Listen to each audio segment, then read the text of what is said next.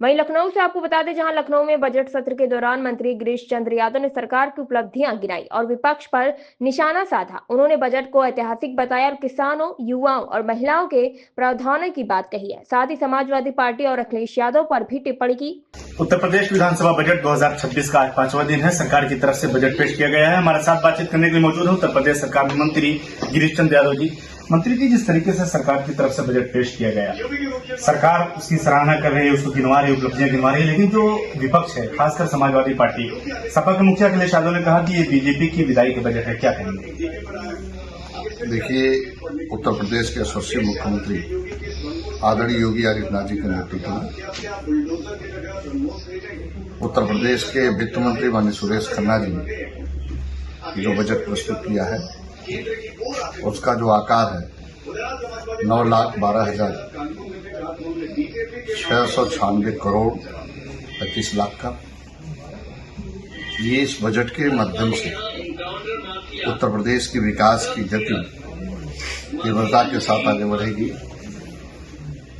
उत्तर प्रदेश की 25 करोड़ जनता के जन कल्याण की कल्याणकारी योजना को समृद्धि और आगे बढ़ाने वाला एक बजट है। इस बजट के माध्यम से रोड की कनेक्टिविटी हो, एयर की कनेक्टिविटी हो, एक्सप्रेसवे हो, चौड़ीकरण सुदृढ़ीकरण हो, one district one medical college हो, सामुदायिक स्वास्थ्य केंद्र हो, प्राथमिक स्वास्थ्य केंद्र हो, शिक्षा के क्षेत्र में नई शिक्षा नीति को प्रभावी करने के लिए हर क्षेत्र में उसके मार्ग को बहुत तेजी के साथ आगे बढ़ाएगा। इस बजट के माध्यम से ये बजट उत्तर प्रदेश की 25 करोड़ जनता के जन कल्याण के लिए पूरी तरह से समर्पित है। इस बजट के माध्यम से उत्तर प्रदेश की आर्थिक अर्थव्यवस्था भी सुदृढ़ होगी। जहां तक आपने विपक्ष के नेता की बात किया है या विपक्ष के समाजवादी पार्टी के नेता की बात किया है, वो हर समय नकारात्मक बातें करते हैं और वो मुंगेरी लाल का सपना देख रहे हैं।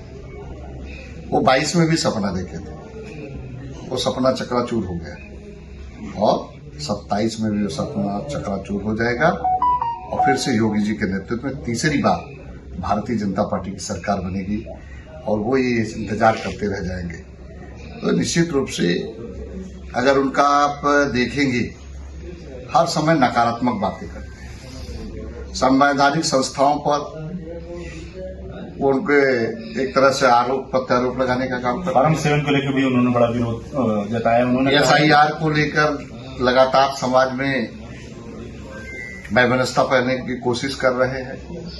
SIR जो बहुत महत्वपूर्ण है, 2003 में भी हुआ था और 2003 में यही सत्ता में,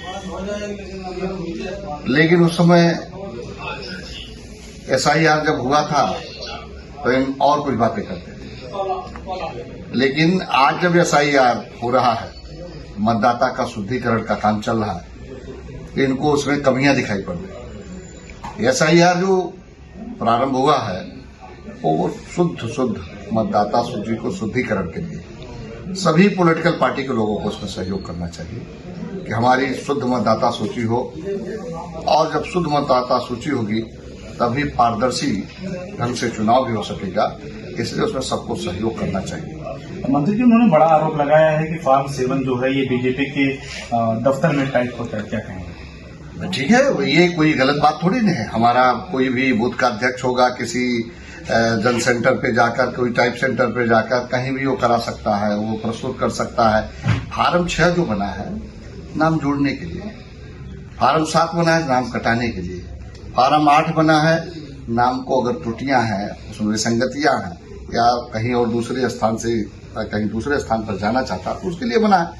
ये आज से थोड़ी न बना है और ये सबके लिए उपयोग के लिए बना है। कोई भी उपयोग कर सकता है।